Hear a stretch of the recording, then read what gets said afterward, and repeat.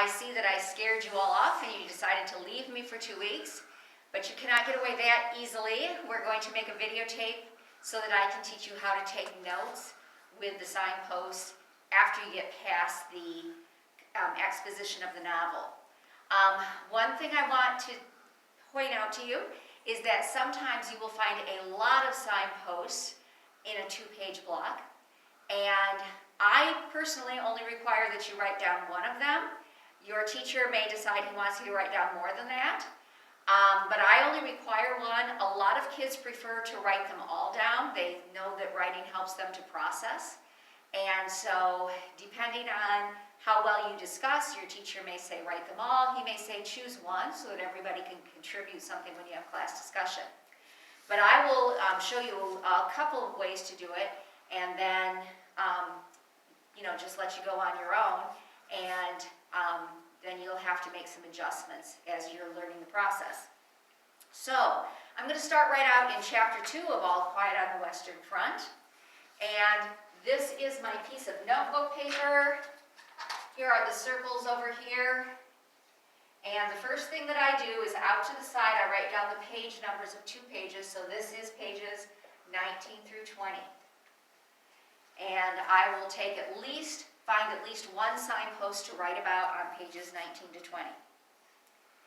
It is strange to think that at home in the drawer of my writing table, there lies the beginning of a play called Saul and a bundle of poems. Many an evening I've worked on them. We all did something of that kind. But that has become so unreal to me, I cannot comprehend it anymore. So you have a memory moment there, followed by an aha moment. Our early life is cut off from the moment we came here, and that without our lifting a hand. We often try to look back on it and to find an explanation, but never quite succeed. For us young men of 20, everything is extraordinarily vague.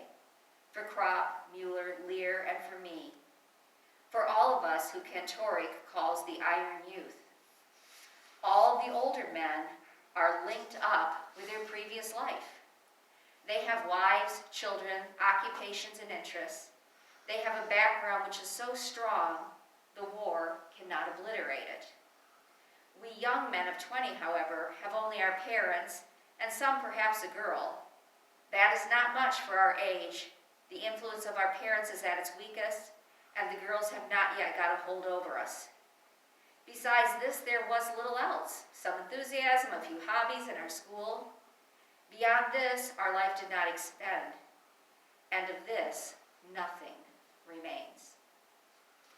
So you can start out that there's a memory moment, and he's remembering that he used to write poems and stories, and the information the author is trying to give you there is that his life was completely different and he was completely unprepared. So life was completely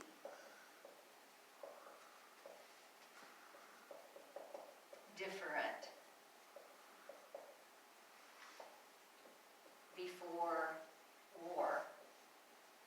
And then he has that aha moment when he realizes that adults had a much fuller life. They had a lot more experiences, so they had more to hold on to from their past life. And so we'll just write it very much like that. Adults had more in their lives to hold on to, because they have families and careers. And so you can write a little bit more.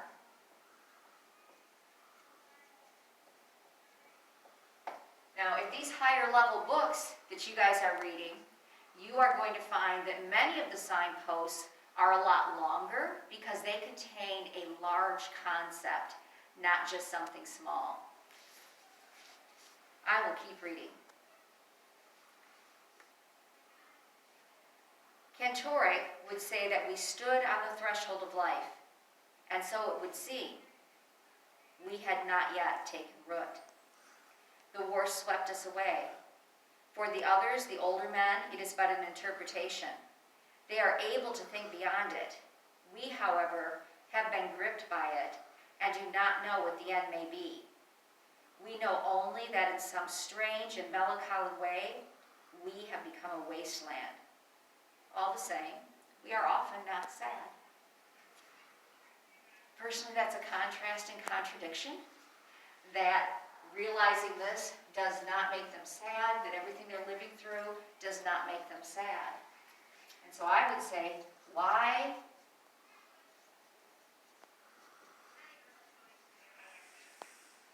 are they often or not often sad?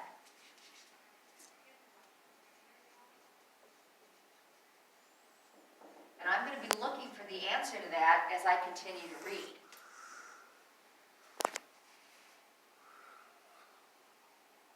Though Muller would be delighted to have had Commercius' boots, he is really quite as sympathetic as another who could not bear to think of such a thing for grief. He merely sees things clearly.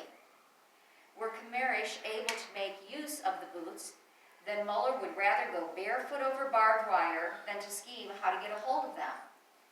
But as the boots are quite inappropriate to Kamarish circumstances, whereas Muller can make good use of them, Kamarish will die. It is immaterial who gets them. Why then should Muller not succeed them? He has more right to them than a hospital orderly. When Kamarish is dead, it will be too late. Therefore, Mueller is already on the watch. We have lost all sense of other considerations because they are artificial. Only the facts are real and important for us, and good boots are scarce. So here he's having another aha moment. He's realizing that even though it sounds crude for Muller to be talking about getting Kamarish boots before the man has even died, he realizes that it's only because he's more logical than the rest of us. And so that's his aha moment on at the bottom of page 20 to the top of 21.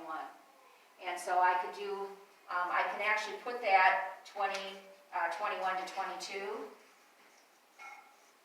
And he has this aha moment that Mueller is not cold-hearted.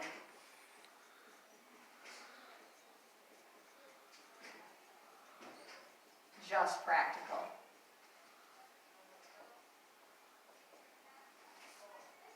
And this is why it's good to keep a post-it note there so that when you go to discuss this in class, you can give proof that Mueller is not hard-hearted. Once, it was different. When we were in the district command to enlist, we were a class of 20 young men, many of whom proudly shaved for the first time before going to the barracks. We had no definite plans for our future. Our thoughts of a career and occupation were as yet too unpractical a character to furnish any scheme of life. We were still crammed full of vague ideas which gave to life, and to the war was also an ideal and almost romantic character. We were trained in the Army for 10 weeks, and in this time more profoundly influenced than by 10 years at school. We learned that a bright button is weightier than 4 volumes of Schopenhauer. At first astonished, then embittered, and finally indifferent, we realized that matters to the mind, but to the boot brush, not intelligence, but the system, not freedom, but drill.